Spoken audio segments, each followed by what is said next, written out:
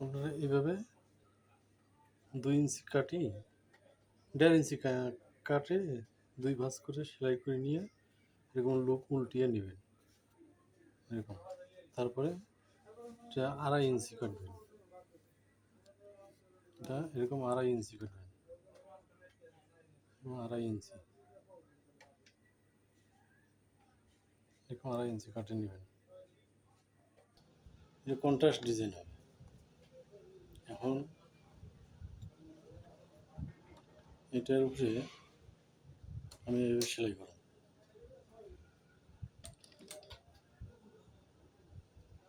আপনারা এইভাবে 2 ভাঁজ করে নেবেন,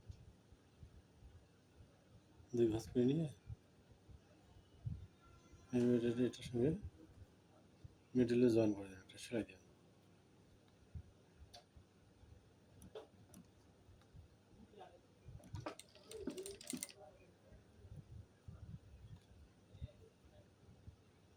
মিডলে সেলাই দিয়ে নেবেন। এইভাবে মিডলে সেলাই দেওয়া পুরোটাই নিয়ে নেবেন।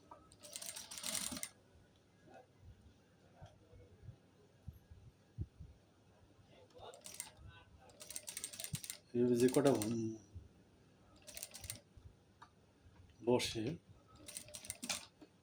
বসে সেভাবে সেই কটাই বসে নেবেন।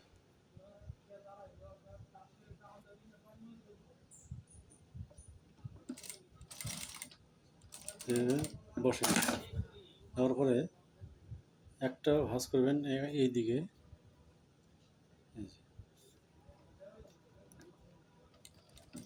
আর একটা ভাঁজ হবে এইভাবে।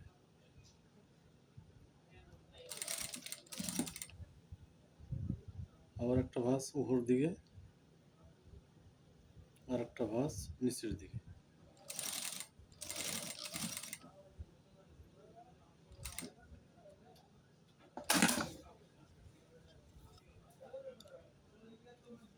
আবার এই মাথাও একটা সেলাই করে নেবেন, যেন এই গ্যাপগুলো যেন সোজা হয়।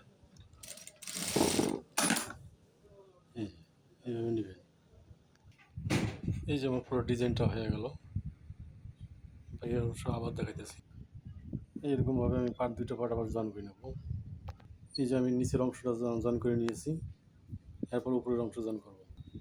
এখন আমি নিচের এই ডিজাইন পার্ট আর উপরের এই যে বড় পার্ট জয়েন করব। আমার উপরে বড় পার্ট সহ জয়েন করা শেষ। আর এখানে একটা 1/3 টপ চেইন দেবো।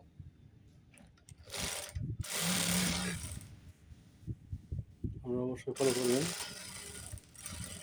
ভিডিওটা ভালো লাগলে অবশ্যই লাইক কমেন্ট শেয়ার করবেন, কারণ আপনাদের লাইক কমেন্ট শেয়ার হলেই আমাদের পরিশ্রমের সার্থকতা হবে।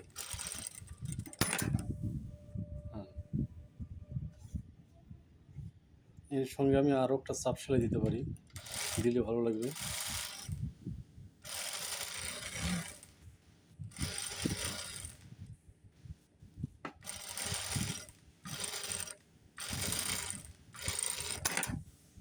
একটা সেলাই মতো হয়ে গেলো, পুরো ডিজাইনটা আমার ক্লিয়ার।